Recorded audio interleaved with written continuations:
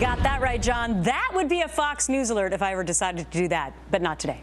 Instead, big news at the Pentagon today as Chuck Hagel's stepping down as Secretary of Defense. Hi, everyone. I'm Gretchen Carlson. I hope you had a fantastic weekend. We are here to bring you the real story today about all of this. Thank you for your service, and it's so great to see you in person. No, it's great to be here. Welcome to the real story. Thank you. What kind of leader do we need? You've been there. You've Absolutely. fought. What do we need?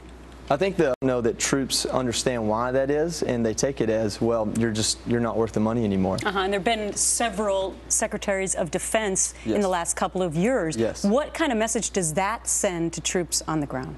Well, do you agree with Chairman McKeon? I think he has a very valid point. I think for me the issue is, even before you get there, will these Huge proportion of them go back to becoming Al-Qaeda fighters. Exactly. Joey Jones, great to see you again Yes, in person. All the best. Thank you. Time for my take now. With the firing of Defense Secretary Chuck Hagel, will the Obama... Welcome back to The Real Story. Newly released footage from the explosion of the Orbital Sciences Corporation Antares rocket. This happened back in October, remember? Pretty startling. Watch this. And Julie, what happened here? He got pushed out. I mean, is that even a question? Yay, she tells the truth. Is that even a question? He got right. So, but so much for the Straight Talk Express, Senator McCain. Now make a decision of bringing somebody in who's actually going to get the job done. Remember, he said he wanted to degrade and destroy ISIS.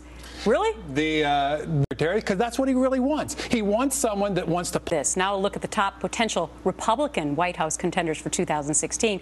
A New Hampshire poll. I think what I'm most surprised at, David, was that Mitt Romney still wins this New Hampshire thing far and away, even though he did not win the presidency. Well, he's actually run twice. What do you make of it? Well, in news right now, thanks to the two of you. Thank you. And we do have a reading in the introduction that now the school's going to go to the authorities. Right. How did this Now, all play out? Well, Rolling Stone wrote this report, and the girl then came forward. But she, at the time, she did go to the administration.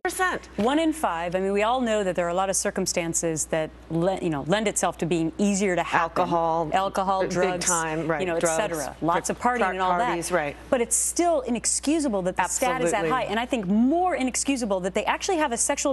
Right. But they did nothing. They found him innocent. They found him. They basically acquitted this guy. Now this to the workforce, or for those like you and I who've been here for a while, is that for privacy reasons she didn't want to.